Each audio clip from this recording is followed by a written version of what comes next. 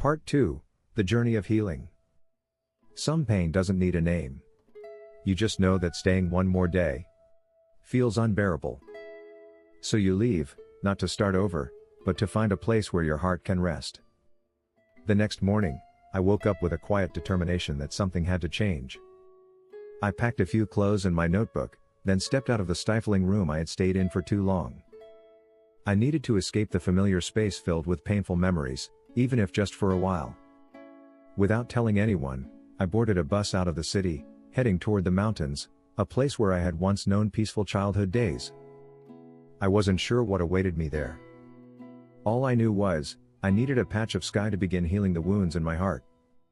I didn't leave everything behind. I was simply trying to find back the beauty that I had stopped seeing, because the pain ran too deep. The bus drove away from the noisy city, through wide fields and rolling hills.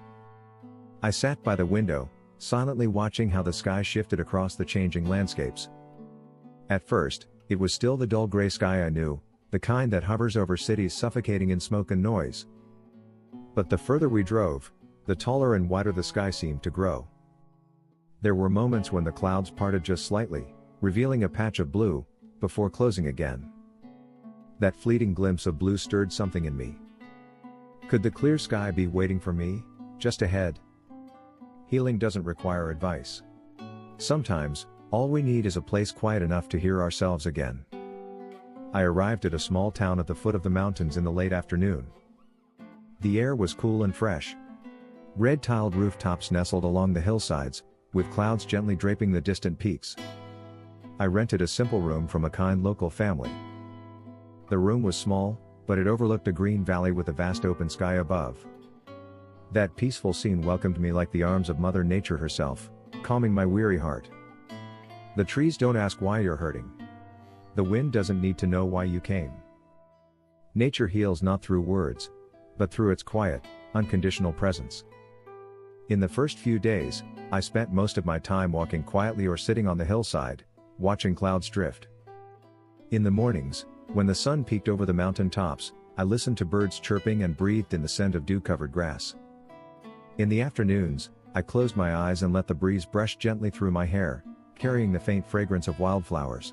Nature slowly became a companion, a silent witness to everything inside me, without judgment or questions.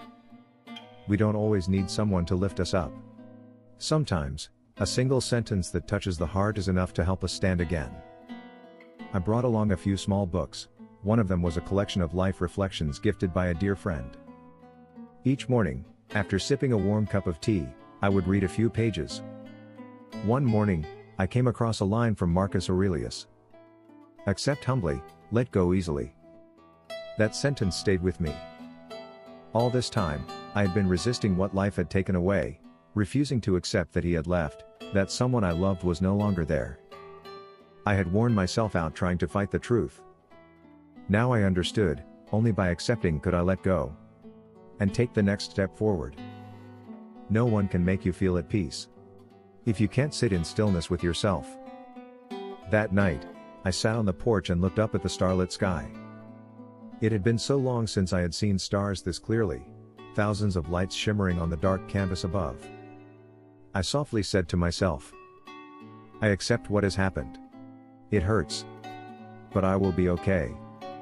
I imagined the sorrow inside me like little balloons I slowly let go, one by one, rising into the sky. I began to meditate each day, just breathing, just observing. No more forcing myself to be fine. Just being there. And breathing. There is no magical moment that says we've healed. Healing happens when, on an ordinary day, you suddenly feel gentler. And your heart, just a little lighter. I started journaling again, writing down even the smallest changes. Today, I smiled at the wildflowers. I finished an entire bowl of warm rice. I felt grateful because the sunset was so beautiful.